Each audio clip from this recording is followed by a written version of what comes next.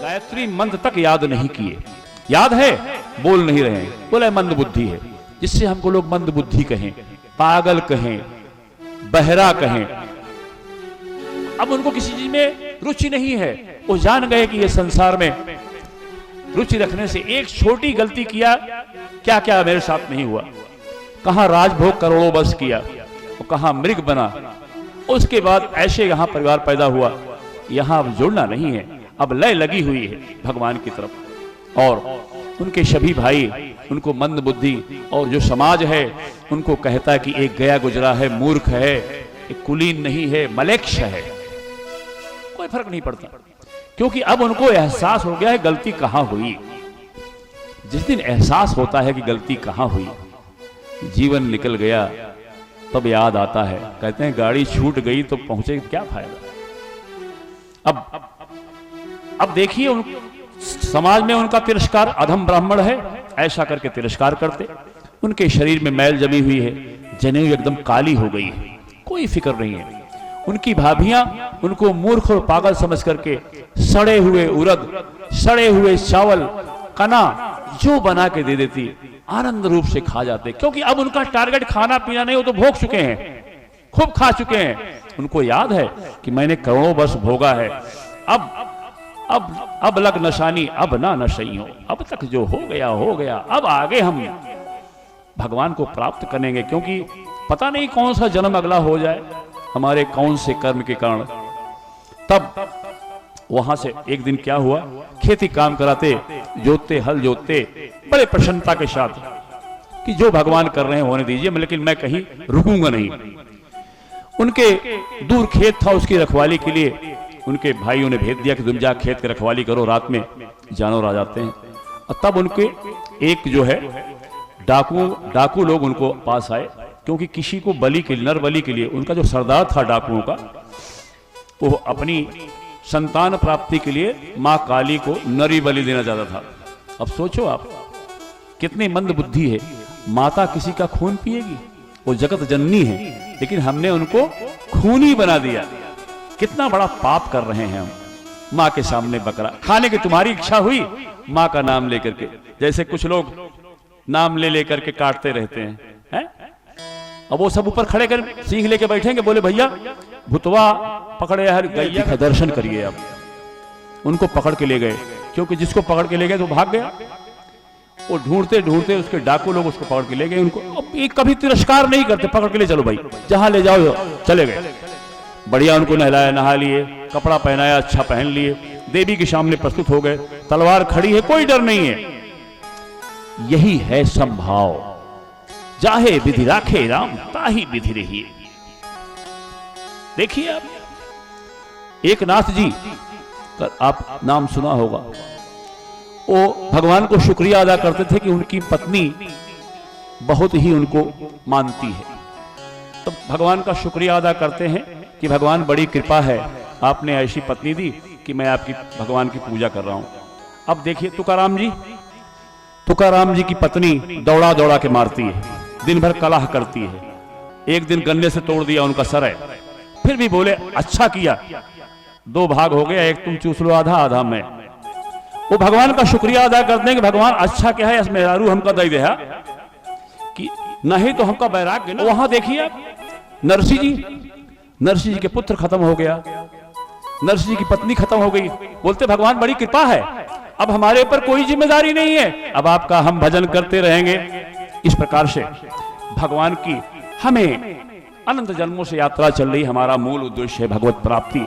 इस उद्देश्य जड़ भरत होके अब वहां ले गए डाकू लोग इनकी बलि चढ़ाने के लिए। तैयारी हो गई, तब तक माता काली, भद्रकाली उसमें से प्रकट हुई। भगवान का भक्त है, माता का पुत्र है वो। माता ने डाकुओं से तलवार छीन करके सबका वध कर दिया। बोलो मां भद्रकाली के जय। माता बलि नहीं लेती, ये बलि हम स्वाद लेते हैं। परिणामता वही भूत बनकर के हमारे आसपास घूमती है, वही हमारे पास घूमती है। तो भैया वो बीमार पड़ गए, वो बीमार पड़ गए, वो बीमार पड़ गए, उसके जिम्मेदार हम स्वयं हैं। नरक जाने का इंतजाम कर रहे हैं। अब देखिए वहां से निकल गए, हम एक्चुअली क्या है, मेरा एक विचार है कि हर प्रसंग को थोड़ा थोड़ा कवर किया जाए, हम किसी प्रसंग को छोड़ेंगे नहीं। इसलिए हम किसी परिपाटी के नहीं चल रहे हैं, हम चाहते हैं कि हर विचार थोड़ा थोड़ा रखा जाए। एक दिन वो जा रहे थे, सिंधु शौवीर का राजा राहुगण अपने मदमस्त होकर के सवारी से, जैसे कहते हैं मियाना कहार उनको लेके जा रहे हैं, सत्संग करने के जा रहे थे। रास्ते में इक्षुमती नदी के किनारे उनका एक कहार बीमार पड़ गया। अब दूसरा कहार कहां मिले, राजा जी कैसे पहुंचे? अब डांटा फटकारा तो वो ढूंढने लगे कोई आदमी मिल जाए, सब तो प्रजा ही है हमारे, प्रजा मतलब हमारे गुलाम, ऐसी उनकी मानसिकता थी। और सबकी मानसिकता होती है, ये हमारा हरवा है, हमारा गुलाम है, ये रिक्शा वाला है गुलाम, ऐसी मानसिकता हम सबकी है। कोई गरीब आदमी हो तो हम सोचते हैं तो हमारा दास है, नहीं, दास बनोगे फिर। अगर किसी को नीच समझोगे तो भगवान कहेंगे ऐसे नीच, यहो किससे नीच बनावा। बड़ा खेल है भगवान का, माया बड़ी। अब देखिए दैववश उन कहारों को भरत जी मिल गए, जड़ भरत। इनको लोग, इनका भी नाम भरत था, लेकिन इनको मंद बुद्धि कहते कहते इनको जड़ भरत कहने लग गए। इनको पकड़ लिए, बोले आओ, चल दिए, पूरब ले जाओ चाहे पश्चिम ले जाओ, चल दिए। आ गए वहां पे मियाना में, उनको लगा दिया, भाई चलो पालकी ढो आप, चल दिए। लंबे चौड़े हैं, जो भक्तगण होते हैं लोग सोचते हैं पता ना काव खात हैं, लेकिन मदमस्त रहते हैं, उनको क्या है भगवान भोजन कराते हैं। चल दिए। अब जहां चींटी दिखाई पड़े, जहां कोई जीव दिखाई पड़े, उछल जाए बचाने के लिए, क्योंकि उस जीव में भी भगवान का दर्शन कर रहे हैं वो। और यही सत्य है, ब्रह्मज्ञानी हो जाने के बाद सब जीव में प्रेम हो जाता है, क्योंकि सब सगे लगते हैं। तो राजा बहुत परेशान हुआ, डांटा अंदर से। तो उन्होंने कहारों ने बताया कि जो नौका है यह गलती करता है, हम सब कुछ गलती ना करते ही, फिर उछल जाए यहां। अब चींटियां तो मिलेंगे, कोई जीव तो मिलेगा। परेशान हो गया राजा शौवीर, खड़ा हो गया, बोले तुम जो है, तुमको डांट रहा हूं, तुम मेरी प्रजा हो, तुम्हारी हिम्मत कैसे पड़ी? तुमको ऐसा दंड दूंगा कि तुम्हारी कई पीढ़ी याद करेगी।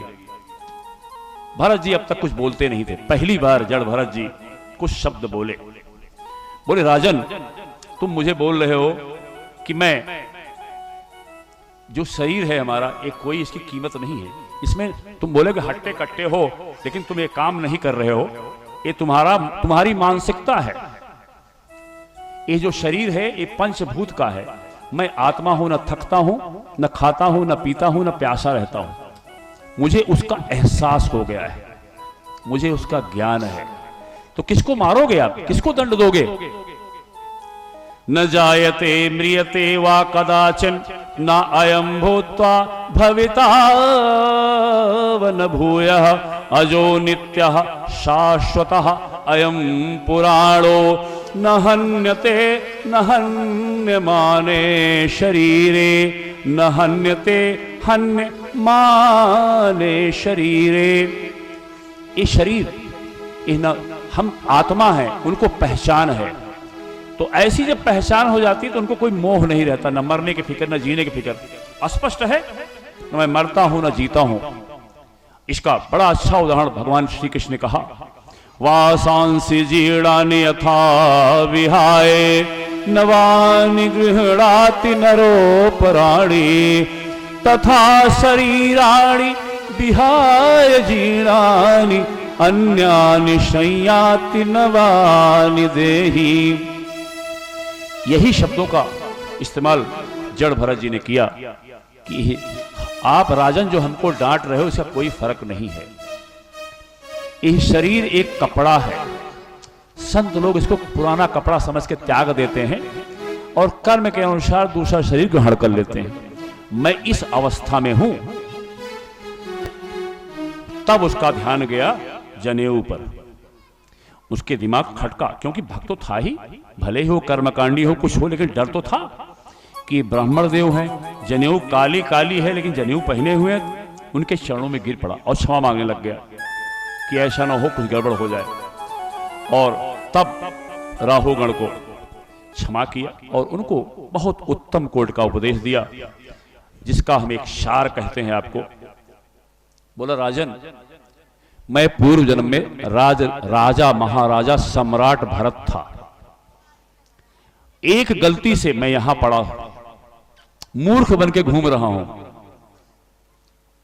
लेकिन तुम छोटे राजा हो, राव राजा हो, मैं सम्राट था, मृग बना, अब जाकर के यहां पे मूर्ख बन के घूम रहा हूं। तो हम जानते हैं वास्तविकता, इसलिए मूर्ख बन के घूम रहे हैं। और हमें हर जीव में भगवान दर्शन कराते हैं, हर जीव में दर्शन होता है। तो बोला अब क्या करें महाराज, कोई उपाय बताइए आप।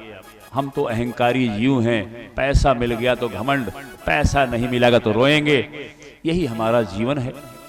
तो कहा राहुगण, महापुरुषों की चरण धूल से अपने आप बिना नहलाए, तपस्या से, यज्ञ से, वैदिक धर्म से, दान से, अतिथि सेवा से, वेदाध्ययन से कोई फायदा नहीं होगा, जब तक कि अपने अहंकार को, अपने घमंड को, अपने पद को, अपने धन की संपदा को, कुल को, ये सब नष्ट करके महापुरुषों की चरण धूल में नहलाएंगे, नहाएंगे, तब जाके शांत होंगे। नहीं तो तप किया अहंकार बढ़ गया, यज्ञ किया अहंकार, वैदिक धर्म किया अहंकार, दान किया अहंकार, गाते फिर रहे हमने ये किया, हमने वो किया। कहने का मतलब जो चीज आपको अहंकार बढ़ा रही वो आपके लिए फायदेमंद नहीं है। फायदेमंद क्या है? भगवान तुमेव माता च पिता तुमेव, तुमेव बंधुश्च सखा तुमेव। हे प्रभु, मैं थक चुका हूं, अब मैं नहीं चल सकता, इसलिए अब तुम जाओ, जहां भी महापुरुष संत हैं उनका सत्संग सुनो और भगवान वासुदेव में अपनी बुद्धि लगाओ, और उसके तब आपका कल्याण होगा। इस प्रकार यहां से एक हम छोटा सा भजन लेंगे, क्योंकि प्रसंग काफी गंभीर हो गया है?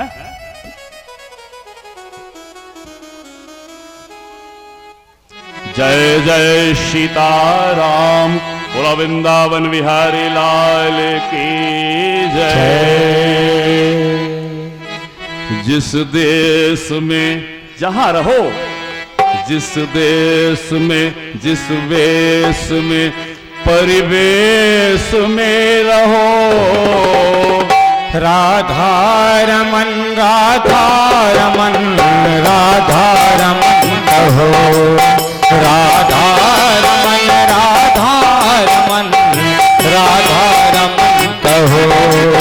जिस देश में, जिस भेष में, परिवेश में रहो, जिस देश में, जिस भेष में, परिवेश में रहो, राधा रमन, राधा रमन, राधा रमन कहो, राधा रमन, राधा रमन, राधा रमन कहो।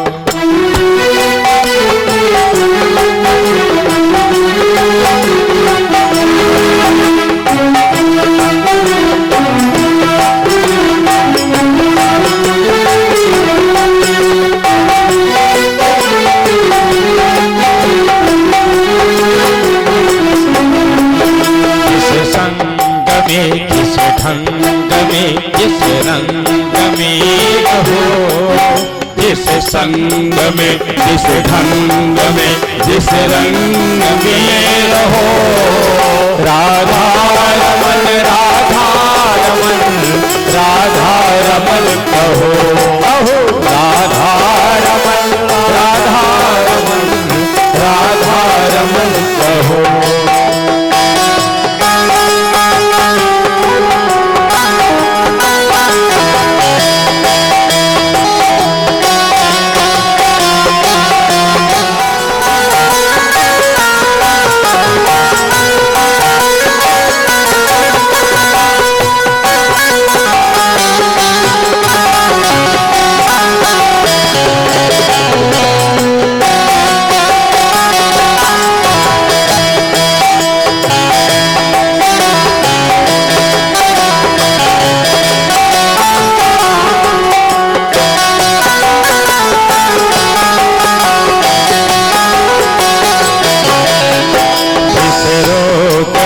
जिस भोग में, जिस योग में रहो, जिस रोग में, जिस भोग में जिस योग में रहो।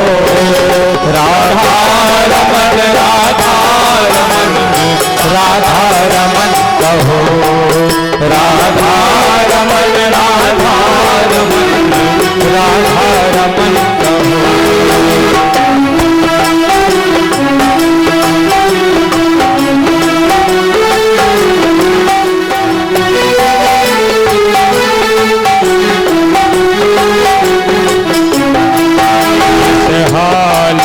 जिस काल में जिस चाल में रहो।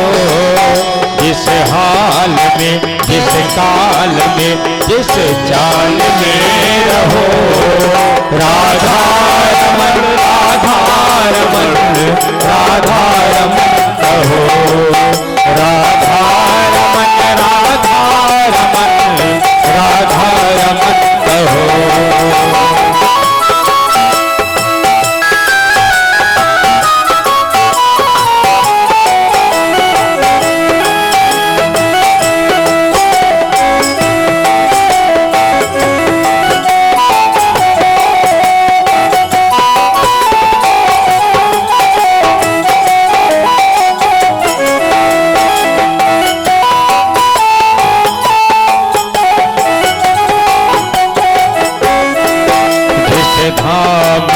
जिस काम में जिस नाम में रहो। जिस धाम में जिस काम में जिस नाम में रहो। राधा रमन राधा रमन राधा रमन कहो। राधा रमन राधा रमन राधा रमन कहो। जिस देश में जिस भेष में परिवेश में रहो। जिस देश में जिस भेष में परिवेश में रहो। राधा रमन राधा रमन राधा रमन कहो। राधा रमन राधा रमन राधा रमन कहो। राधा रमन राधा रमन राधा रमन कहो। बोलो वृंदावन बिहारी लाल की जय हो। भगवान की जब कृपा होने का परम अवसर प्राप्त होता है, नहीं तो हम दोषारोपण में अपना जीवन बिता देते हैं। बिना दोषारोपण किए हुए हमारा खाना नहीं पचता। सबके अंदर कमी ढूंढते हैं लेकिन अपने अंदर कमी नहीं ढूंढते। इसीलिए भगति तात अनुपम सुख मूला। भगति तात अनुपम, जिसकी कोई तुलना नहीं है। लेकिन कैसे मिलेगी? मिले ही जो संत हो ही अनुकूला। और जब भक्ति मिल जाती है तो क्या ज्ञान होता है? काहु न को सुख दुख कर दाता। कोई किसी को सुखी दुखी नहीं करता। निज कृत कर्म भोग सब भ्राता। सब भगवान की लीला है। ऐसा कोई भी हमको दंड इस प्रकृति में नहीं मिलता जिसके कारण हम स्वयं होते हैं, लेकिन हम वो कमी दूसरों में ढूंढते हैं। यह भक्ति का, सत्संग का प्रभाव होता है। इस ब्रह्मांड में जिसको भी भगवत प्राप्ति हुई है, चाहे वो जलचर हो, नभचर हो, थलचर हो, बिना सत्संग के किसी को नहीं मिला। सत्संग क्या है? जहां भगवान की चर्चा हो, भगवान श्री राम की चर्चा हो, भगवान श्री कृष्ण की चर्चा, दोनों तो एक ही हैं। इस प्रकार से जहां भगवान शंकर जी की चर्चा हो, और तो ये चर्चा क्यों हो रही है? क्योंकि वो दिव्य हैं।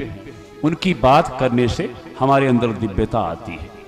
जैसे बिजली है, बिना पावर हाउस से जुड़े हुए प्रकाश सारे उपकरण फेल हो जाते हैं। तो बिना भगवत कृपा के हमको सूझेगा नहीं, कुछ बूझेगा नहीं। सब कुछ उपलब्ध होगा लेकिन हम दरिद्र रहेंगे। जैसे इंद्र हमेशा परेशान रहते हैं।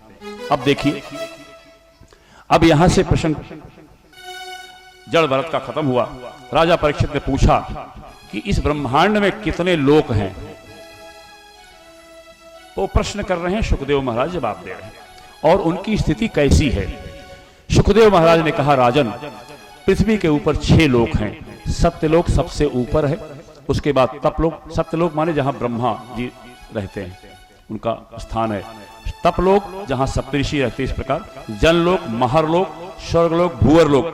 भूअरलोक में पृथलोक और ये भूत प्रेत वहां रहते हैं, और फिर ये पृथ्वी लोक है। इसके नीचे 7 लोक हैं, जिसे हम पाताल कहते हैं, लेकिन वास्तव में इनके कई लोक हैं, इसमें कई भाग हैं।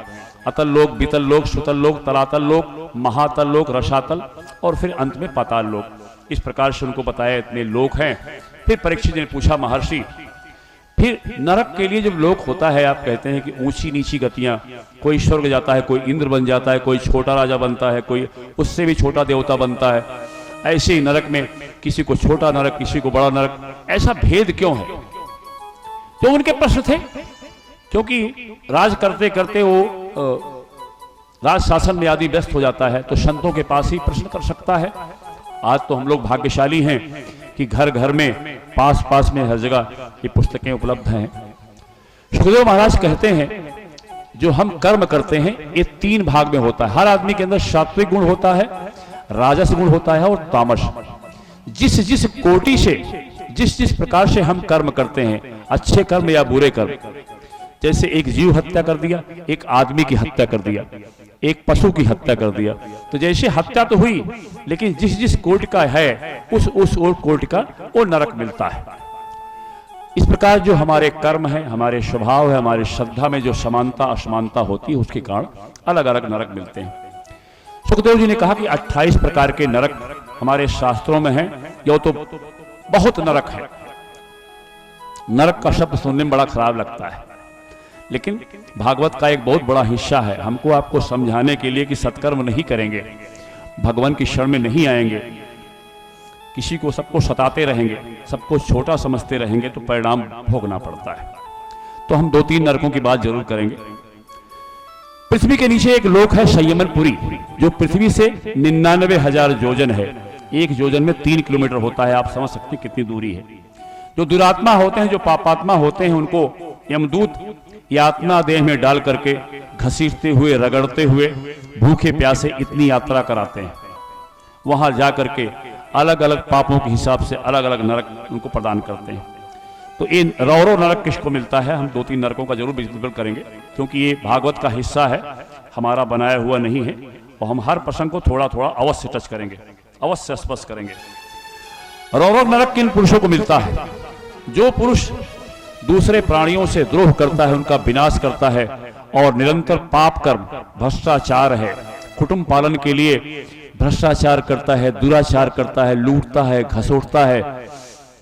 इस प्रकार के जो पुरुष हैं, अपने कुटुंब पालन के लिए दूसरों को लूटना, दूसरों को परेशान करना, ऐसे करके अपने कुटुंब का पालन करते हैं, उसका प्रभाव पड़ता है कि जो बच्चे होंगे वो भी नरकगामी होंगे, पत्नी भी नरकगामी होगी, स्वयं नरकगामी होंगे। ऐसे पुरुष को शरीर छोड़ने के बाद रौरव नरक मिलता है, जहां मांसाहारी जीव रहते हैं और उसको नोच नोच कर खाते हैं।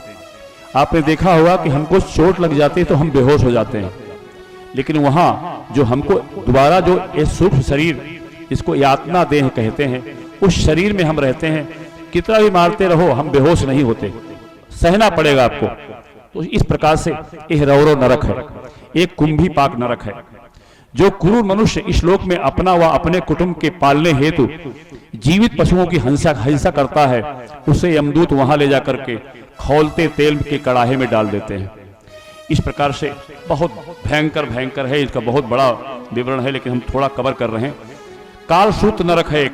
जो मनुष्य इस लोक में माता पिता, संतों, ब्राह्मणों और वेदों का विरोध करते हैं, उन्हें यमदूत तपते हुए लाल अत्यंत तपते हुए तांबे की भूमि पर चलाते हैं, और बहुत समय तक, लाखों वर्ष तक उस पर चलाते हैं। उसके बाद जब उसका थोड़ा पाप, क्योंकि वो धोबी घाट है, संयमनीपुरी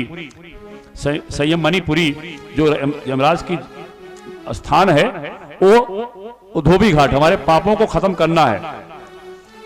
इस प्रकार से एक कालसूत्र नरक है। जो मनुष्य इस लोक में माता पिता, संतों, ब्राह्मण, हाँ ये तो हो गया। अभी एक बैतरणी नदी जो हम सुनते हैं, बैतरणी नदी है। जो पुरुष श्रेष्ठ कुल में जन्म पाकर धर्म के विरुद्ध आचरण करते हैं, मतलब उनको ज्ञान प्राप्त हो गया है कि ये गलत है, ये सही है। जैसे एक पदाधिकारी उच्च पद पर, उसको सारा ज्ञान प्राप्त है, जब उसको दंड मिलता है तो उतना ही बड़ा दंड मिलता है। ऐसे ही जो ज्ञानवान है, जो अच्छे परिवार में पैदा हुए और उसके बाद भी दुराचरण करते हैं, उनको मलमूत्र पीऊ रक्त से भरी हुई नदी में ढकेल दिया जाता है, उसमें उसे जल के जीव नोच नोच कर खाते हैं। इस प्रकार से सुखदेव महाराज कहते हैं कि यमलोक में इसी प्रकार सैकड़ों प्रकार के नरक हैं। उन सभी अधर्म परायण जीवों को अपने अपने कर्मों के अनुसार उन नरकों में बारी बारी से जाना पड़ता है। ऐसा नहीं कि यहां गए तो खत्म, नहीं। अगर भयंकर पापी हैं तो इस नरक के बाद उस नरक, उस नरक के बाद उस नरक, ऐसे भोगना पड़ता है।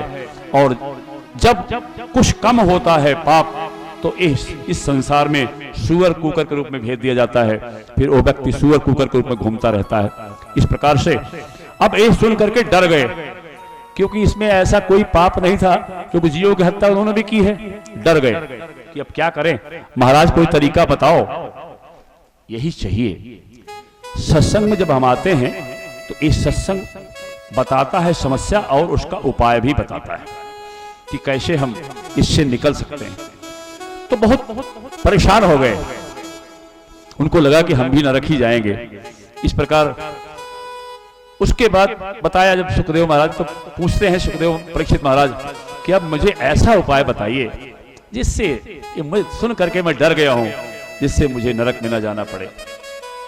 सुखदेव महाराज कहते हैं, मनुष्य मन, वाणी और शरीर से पाप करता है। अगर जीवित रहते रहते उसका पश्चाताप नहीं कर लेता तो निश्चित रूप से उसको नरक में जाना पड़ेगा। पश्चाताप समझते हैं ना, क्योंकि आप पहले भगवान के भक्त बनिए, एहसास करिए कि हमने इतना बड़ा पाप किया है। क्यों? आपको क्या मालूम कि कितने जन्मों में कितने पाप किए हैं। तब बड़ी सावधानी से तब कहते हैं सुखदेव महाराज, आपको पता नहीं कि पिछले जन्म में क्या पाप किए।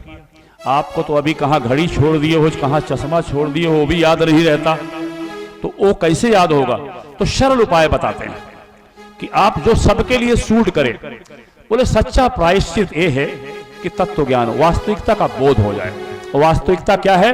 हे राजन, भगवान की शरण में रहने वाले भक्तजन जब भी पापाचार हो गया, अब भगवान की शरण ग्रहण कर लिया, तो भगवान इतने खुश हैं, इतने कृपा निधान है, करुणा निधान है, सब काट देते हैं।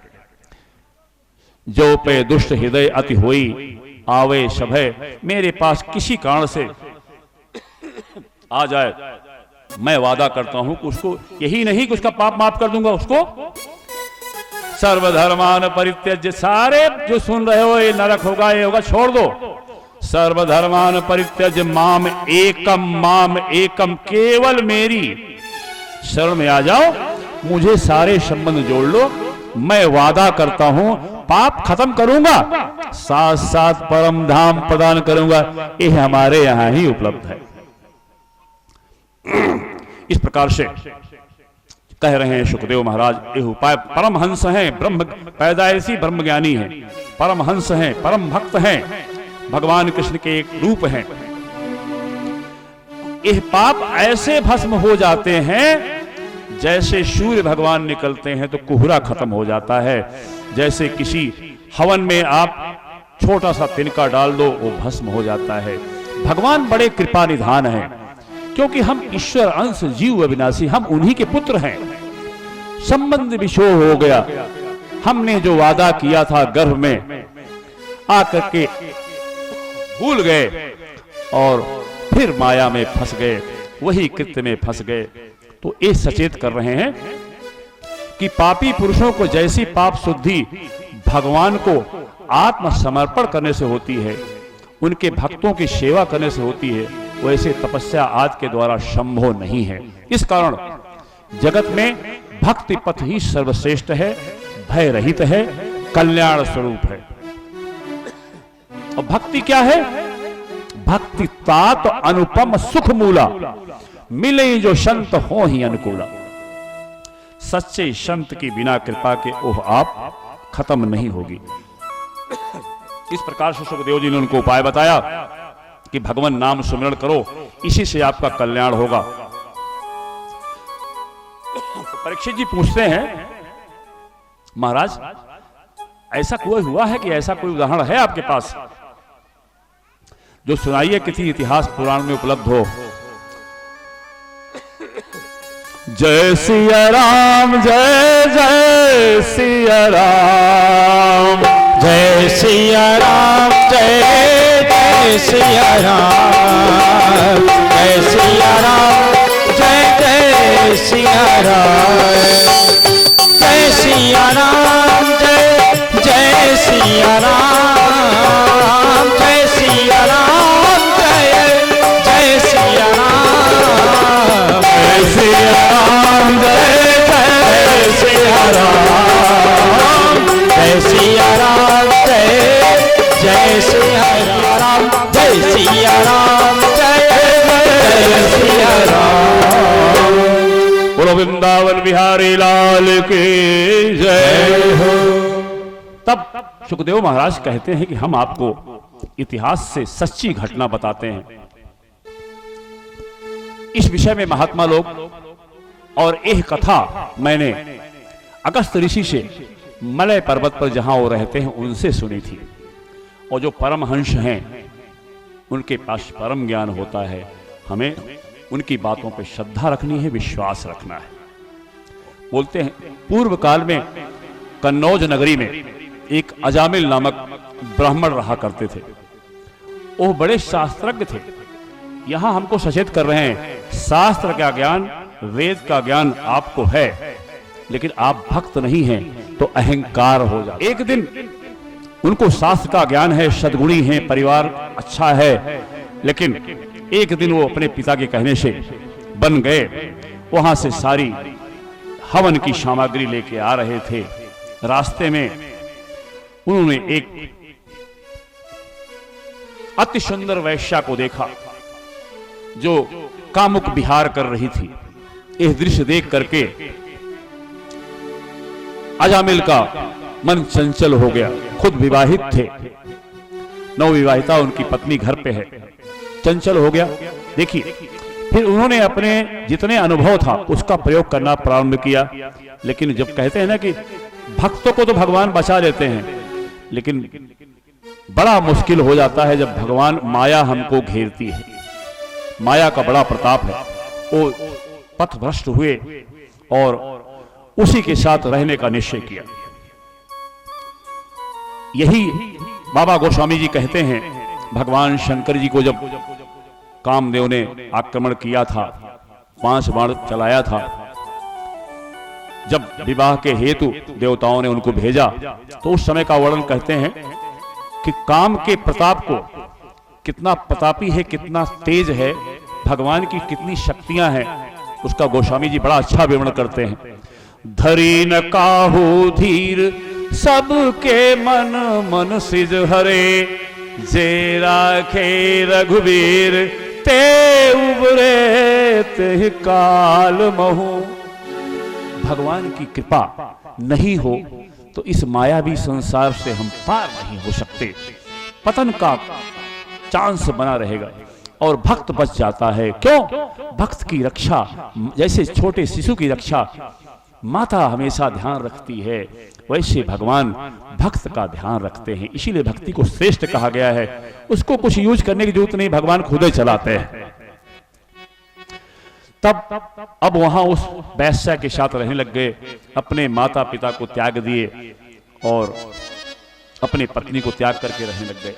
सोचे आप, शास्त्र पढ़ा है, हवन किया है, पूजा किया है, सदाचार है, कैसा पथभ्रष्ट हुआ। ये हमको आपको शिक्षा देता है कि भगवान हरि की शरण ग्रहण करो। हमने विद्या प्राप्त किया, हमने शास्त्र पढ़ा, हमने तप किया। बड़े बड़े शौभरी ऋषि जैसे महातपस्वी की मेरा काम क्या बिगाड़ लेगा, उनकी तपस्या क्षण भर में भ्रष्ट कर दी, जो अभी आगे वृत्तांत आएगा। हमें अपनी शक्तियों पे अभिमान नहीं, अपने मन पर अहंकार नहीं, अपनी बुद्धि पे अहंकार नहीं, क्योंकि यह प्राकृतिक है और प्रकृति में आकर्षण है और ये प्रकृति की चीज है, कभी भी पतन हो सकता है। यही हुआ। अब देखिए, सदगंध पढ़ा हुआ है, वो जानता है कैसे नरक मिलेगा, कैसे क्या हो, सब जानता है, सब भ्रष्ट हो गया। अब देखिए, अब डकैती करने लग गया, चोरी करने लग गया, पूजा पाठ बंद, जुआ खेलने लग गया, लूटपाट करने लग गया, सारा घर का बर्तन चोरी छुपा बेच दिया। 9 पुत्र हो गए, 10वां पुत्र गर्भ में था तो भूलवश कुछ संत महात्मा आ गए, भगवत कृपा हो गई। और तब उन संतों ने कहा आपके यहां हम जलपान कर लिए हैं, भूलवश, तुम तो त्यक्त पुरुष हो, लेकिन हम यही कहते हैं कि आपकी जो संतान होगी, जो अंतिम संतान 10वीं संतान होगी, उसका नाम नारायण रखना। पप्पू गप्पू नहीं, नारायण रखना। तो नारायण रख दिया। लेकिन अब उस नारायण से उनका स्नेह हो गया, बेटा नारायण कहाँ हो, यहाँ आओ, ये काम करो। तो नारायण उसका और किसी बच्चे को नहीं बुलाता, उसी बच्चे को हमेशा बुलाता। परिणाम, ऐसे पापाचारियों का समय भी जितनी उम्र होती है उससे कम हो जाती है। एक दिन उसका अंत समय आया, 2 यमदूत भयंकर रूप धारण करके आ गए।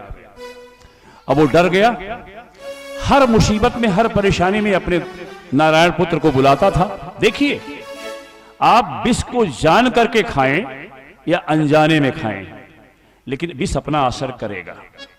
जानबूझ करके आप अपना हाथ अग्नि में डालें या अग्नि में हाथ पड़ जाए, जलेंगे। यही हुआ कि नारायण नाम रखा, भगवान की कृपा, उसके पुण्य जागृत हुए और वहां पे नारायण नारायण करके चिल्लाया।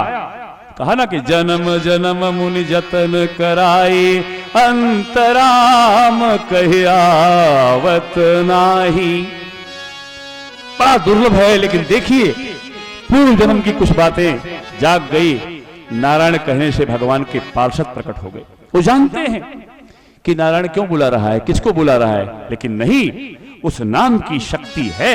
अगर अंत समय में वह नाम का अभ्यास है, नाम निकल गया तो परम पद प्राप्ति, न जीवन न मरण, न सूर्य न चंद्रमा, आनंद ही आनंद। जो तो मिटाना चाहे, जो तो मिटाना चाहे जीवन के कृष्णा, सुबह शाम बोल बंदे कृष्ण कृष्ण कृष्णा, सुबह शाम बोल बंदे कृष्ण कृष्ण कृष्णा। जो तो मिटाना चाहे, जो तो मिटाना चाहे जीवन के कृष्णा, सुबह शाम बोल बंदे कृष्ण कृष्ण कृष्णा, सुबह शाम बोल बंदे कृष्ण कृष्ण कृष्णा। वृंदावन बिहारी लाल की जय। इस भजन में यही था, किसी प्रकार से भाव कुभाव अनख आलस हूं, नाम जपत मंगल दिशि दस हूं। किसी प्रकार से भगवान का नाम निकले। नाम का कितना प्रभाव है, नाम ले तो भव सिंधु सुखाई। ऐसा नहीं कि इसे राम राम कह दिए, सब कुछ मान करके, सारे संबंध भगवान से जोड़ करके अगर हम नाम लेते हैं वही सार्थक होता है। लेकिन ऐसा नहीं कि व्यर्थ नहीं होता। भाव कुभाव, आपका भाव है या नहीं, अनख गुस्से में है, क्रोध में है, चोट लग गई, भगवान का नाम, उसमें भी हमारे बहुत पाप भस्म हो जाते हैं, ये सारे ग्रंथ कहते हैं। अब देखिए, अब हरि के पार्षद आ गए, जानते हैं सब, लेकिन नारायण की लाज रखनी है उस शब्द की, प्रकट हो गए और यमदूतों को डांट करके उनको भागवत धर्म का बताया कि एक बार जैसे विष को जाने अनजाने में पियो, बिजली का करंट जान करके टच हो या ना हो, लेकिन करंट लगेगा, ऐसे ही भूल बस जाने अनजाने ना जाने भगवान का नाम निकला, उसका कल्याण होगा। यह भागवत धर्म है। उनको भगा दिया कि आप जाओ। कितना भी समझाया कि इनके लड़के का नाम है, इसने उनको बुलाया है, बोला ना, नारायण नाम की यह महत्वता है। अब देखिए, अब ये सारा संवाद सुन रहे थे अजामिल, जो आपस में संवाद हो रहा था, बहुत लंबा संवाद हुआ। लेकिन आप देखिए, इतने लंबे थोड़े समय के संवाद का असर क्या हुआ। जो आदमी इतना पढ़ा लिखा, इतना तपस्या, इतना हवन, इतना यज्ञ किया था, फिर भी पथ भ्रष्ट हो गया। लेकिन सत्संग का प्रभाव, सत्संग नहीं किया था। सत्संग कितना जरूरी है, इसके जरिए हमको शिक्षा मिलती है। जब तक हम सत्संग नहीं करेंगे, दर्पण, सत्संग दर्पण है। जो हमारी कालिमा को दिखाता है, हम कितने काले हैं, कितने कुरूप हैं, एक सत्संग दिखाता है। तभी तो हमका पता चलेगा कि हमारे अंदर कमी क्या है। इस प्रकार से अब उनका चेतना जाग गई। उस सत्संग को सुन करके परिणाम क्या हुआ? वैराग्य आ गया, क्योंकि मौत को देख लिया। बोले अब हमने बहुत समय गवाया, अपने बूढ़े माता पिता, सात्विक माता पिता को परेशान किया, उनको त्यागा, सारे बर्तनों को उनके बेच दिया और अपनी नवविवाहिता पत्नी, निर्दोष पत्नी को त्यागा। कितने पाप हमने किए, फिर भी भगवान कितने कृपालु हैं कि भूलवश से नारायण नाम निकल गया और मेरे कल्याण करने के लिए भगवान ने पार्षद भेज दिए। अब मुझे यहां नहीं रहना है। वहां से वो स्वयं हरिद्वार गए। बोला अब हमारा सारा जीवन जो होगा, ये सारा जीवन भगवान के लिए होगा। अब मैं इस संसार में नहीं रह सकता। त्याग करके हरिद्वार गए और वहां पे संतों महात्माओं की संगत किया। उसके बाद एकांत में भगवान का नाम लेते रहे और अंत में भगवान का दिव्य विमान आया और उन्होंने अपने शरीर को जैसे पुराना कपड़ा फेंक दिया जाता है, उस नाम का प्रभाव, कहा ना कि नाम ले तो अगर आपका संबंध जुड़ गया है तो नाम ले तो भव सिंधु, पार नहीं करना है सिंधु को, कोई नौका नहीं चाहिए। सिंधु सुखाही करहु विचार सुजन मन माही। इस प्रकार से उनको भगवान की कृपा हुई। वही पार्षद जो आए थे, वही पार्षद विमान लेके आए और उनको शहर से अपने साथ ले गए।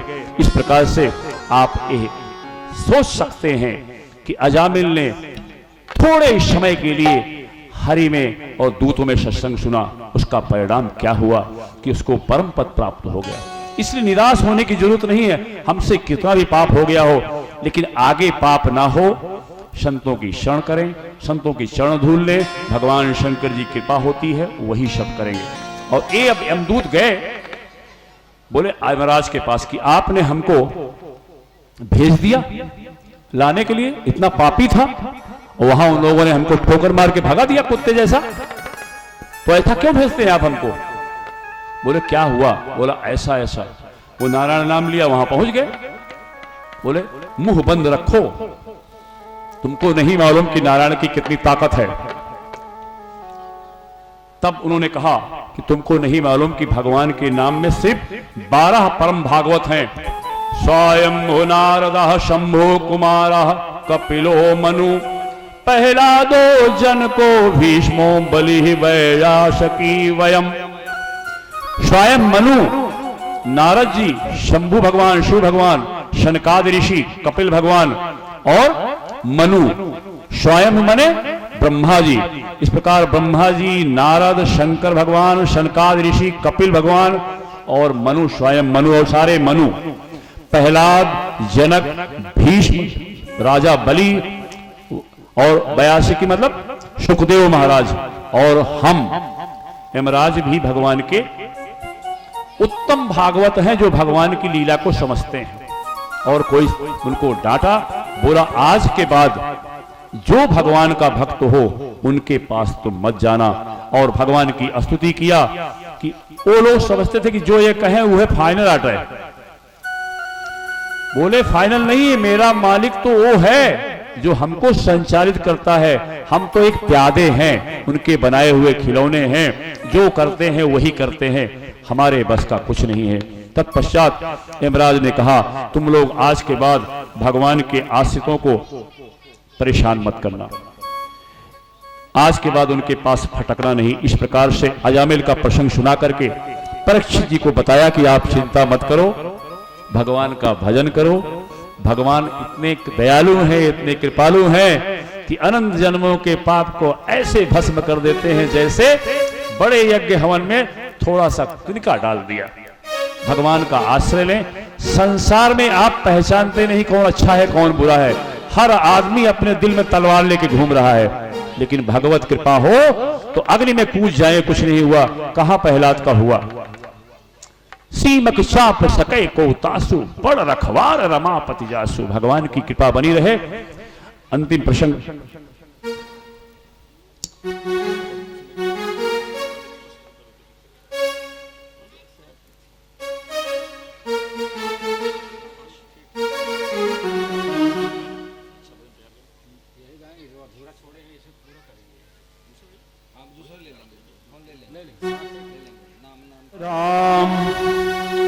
परीक्षित जी बड़े खुश हैं कि अब तो भगवान का नाम लूंगा, संत मिल गए, इनके चरण धूलि मिल गई है, अब हमें सांप के काटने की चिंता नहीं है।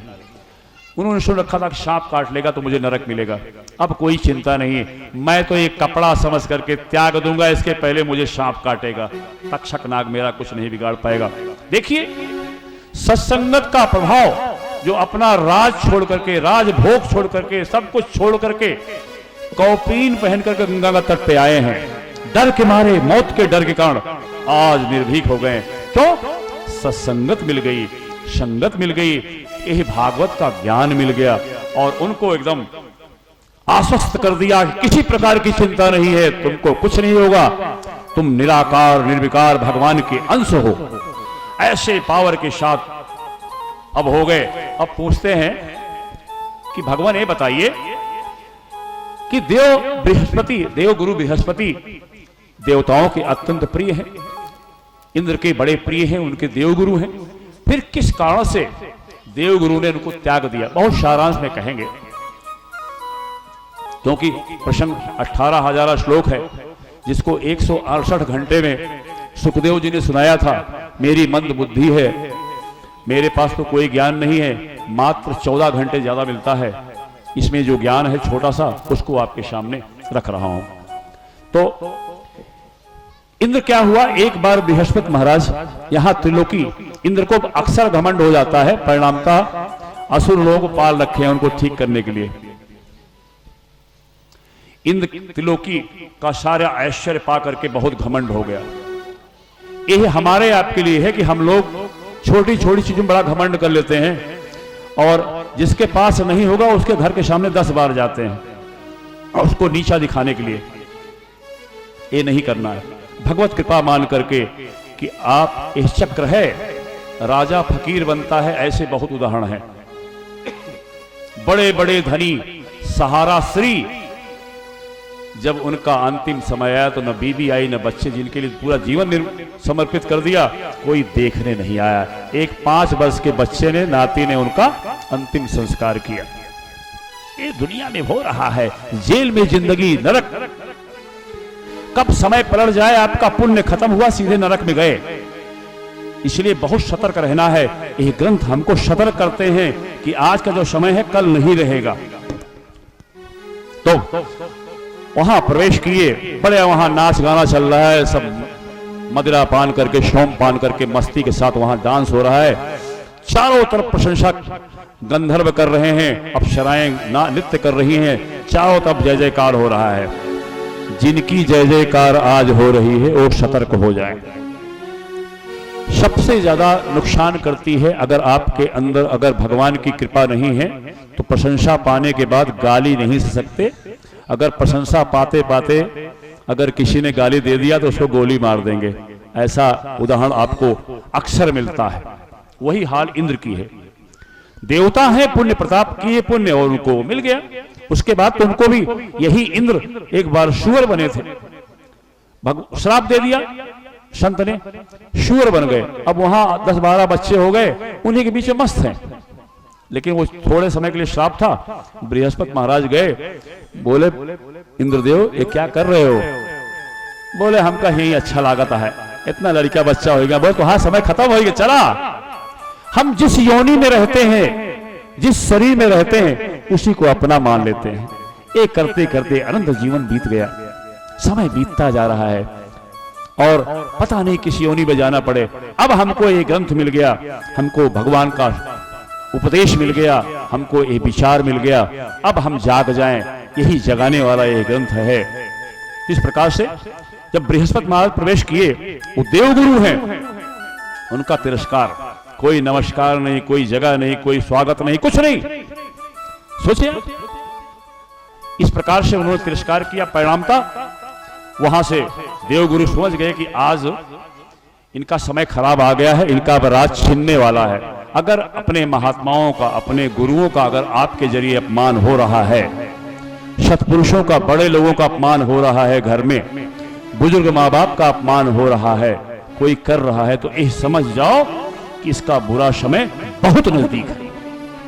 अब ऐसा समय आएगा कि वो शरण मांगेगा, उसको शरण नहीं मिलेगी। हम रोज देख रहे हैं इसलिए इस संसार के सबसे बड़े दो कोई हैं तो वो पिता है, और सबसे बड़ी देवी है तो वो माता है। जिसने माता पिता की सेवा नहीं की, स्वार्थ बस किसी कारणवश, सेवा क्या, वो कोई मेवा मांग रहे हैं। जिसने माता पिता की सेवा नहीं की, वो चारों धाम कराए, मंदिर में जाके बैठा रहे, कोई फायदा नहीं होगा। इसलिए माता पिता और दूसरा है गुरु, यही यहां पे हो रहा है। इंद्र ने गुरु का तिरस्कार किया, गुरु निकल गए और गायब हो गए, अंतर्ध्यान हो गए योग विद्या से। अब ये परेशान, नशा टूटा, घमंड टूटा, लोगों ने कहा क्या, तो भाग करके गए वहां से ब्रह्मा जी के पास। ब्रह्मा जी ने खूब फटकारा। इस अवसर की प्रतीक्षा में शुक्राचार्य थे। शुक्राचार्य जी ने कहा आक्रमण कर दो। अब इनके खिलाफ गुरु भी हो गए हैं, ब्राह्मण भी हो गए हैं, संत लोग हो गए हैं। जिसके ये खिलाफ हो गए हो वो राज कभी भी नष्ट हो सकता है। इसलिए आज हम सौभाग्यशाली हैं कि धर्मात्मा हमारा सम्राट है। हम बहुत भाग्यशाली हैं, हमें नाज है ऐसे सम्राट पर और ऐसे राजा पर। ये सौभाग्य की बात है, हम बड़े सौभाग्यशाली हैं आज। लेकिन यहां पे क्या हुआ, तुरंत शुक्राचार्य ने आक्रमण कर लिया और आक्रमण करके स्वर्ग पे कब्जा कर लिया। अब भागे भागे दोबारा गए ब्रह्मा जी के पास। तब ब्रह्मा जी ने कहा तुम लोग एक काम करो, बहुत बड़ा गलत काम किए हो, लेकिन तुम लोग जाओ, 12 आदित्य हैं, 12 आदित्य हैं जो माता अदिति के पुत्र हैं। विवस्वान, अयरमा, पूषा, सविता, भग, धाता, विधाता, वरुण, मित्र, इंद्र, वामन, त्वष्टा। तो आप अभी यहां से जाओ, त्वष्टा मुनि हैं जो माता अदिति के पुत्र हैं, उनके पास जाओ, उनके पुत्र हैं विश्वरूप, उनसे प्रार्थना करो। वो बहुत ही गुणवान हैं, बड़े भगवान के परम भक्त हैं, वो तुम्हारा कल्याण करेंगे। अब वास्तव में उनके इंद्र भी और तुष्टादि ये सब भाई भाई हैं, 12 आदित्य। वहां गए, बोले मेरे भतीजे कुछ कार्य काम है ना, सूर्य नर मुनि सब की यह रीति, काम पड़ गया तो बाबा को त्याग दिए, जब काम नहीं तो बाबा को त्याग दिए। सती माता का देहांत होगा, कोई सांत्वना देने नहीं गया, और काम पड़े तो कर्पूर गौरम करे लगी। इसलिए बहुत सतर्क रहना है। ये संसार का यही नियम है कि सब स्वार्थी हैं, हर देवता भी स्वार्थी है। इसलिए भगवान कृष्ण ने कहा है, देवता पूछते क्योंकि उनको क्यों, हमसे लो ना, हम हमेशा उपलब्ध है तुम्हारे हृदय में, उनके पास तो शक्ति कम है। इस प्रकार से तुष्टा मुनि के पास, विश्वरूप के पास गए, उनको अपना प्रार्थना किया, वो स्वीकार कर लिए, चलो हम तुम्हारे गुरु बन जाते हैं। देव गुरु बनकर के आए, क्योंकि अब अगर गुरु नहीं है तो राज का विनाश तो हो ही गया, आगे भी विनाश होगा, क्योंकि सद्बुद्धि वही देंगे और कोई रास्ता नहीं है। गुरु का तिरस्कार महापाप है। सुखदेव जी कहते हैं इंद्र के साथ सभी वहां देवता गए और विश्वरूप ने बहुत बड़ा हवन किया और साथ में नारायण कवच का उनको उपदेश दिया। नारायण कवच बहुत हो उपयोगी, आप देखिएगा। नारायण कवच का उपदेश दिया, इतना समय भी नहीं है, और उसके जरिए इतनी शक्ति प्राप्त हो गई इंद्र को। और उन्होंने जाकर के, एक दिन क्या हुआ, विश्वरूप की जो मां थी वो असुर कुल की थी, इसलिए वो जो जब देवताओं को हवन देते थे, अर्पित करते थे, तब वो थोड़ा भाग अपने असुर कुल को भी देने लग गए। लोगों ने चुंगली कर दी, इंद्र ने देख लिया, आकर उनकी गर्दन काट लिया। देखिए, जिसने नारायण कवच दिया और उसके जरिए आपने अपने स्वर्ग को दोबारा प्राप्त कर लिया, थोड़े समय में ही असुरों को मार करके दोबारा स्वर्ग प्राप्त कर लिया। अब ये भी नहीं जानते कि वो उनके नाना हैं, उसके मामा हैं उस कुल के, लेकिन सब कुछ प्राप्त आसानी से कर लिया उस विश्वरूप की कृपा से। लेकिन इंद्र देखो कितना धोखेबाज है, उनका सर काट दिया, और कोई रास्ता नहीं था उनके पास। क्या पता कर लेते भाई क्यों कर रहे हो, लेकिन नहीं, अहंकारी पुरुष को कोई दिखाई नहीं पड़ता, वो मदांध होता है, अंधा होता है, सब हमारी प्रजा है, सब हमारे दास हैं, ये बुद्धि होती है। सबको छोटा, थोड़ा पद मिल गया तो सब हमारे गुलाम हैं, थोड़ा धन मिल गया सब हमारे गुलाम है, इधर आओ इधर आओ।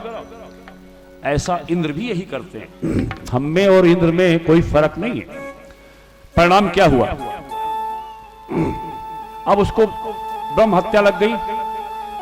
अब वो चालाक है, लेकिन उसकी ब्रह्म हत्या उसने विनय किया और सलाह ली तो कुछ पाप उनका पृथ्वी ने ले लिया तो कई जगह ऊषर हो गई, जल ने ले लिया तो फेना, वही पाप रूप है जो फेना होता है ना, बुलबुले, ये उसका जल में उसको कहते हैं, उसको किनारे करके लोग जल पीते हैं, तो वो पाप उन्होंने ले लिया। वृक्षों ने लिया, जो गोंद बनती है गोंद, वो उनका पाप का परिणाम है। और स्त्रियों ने ले लिया जो उनको मासिक धर्म होता है। इस प्रकार अपना पाप सब में बांट दिया। इतना चालाक, जो मिले बांट दो पाप।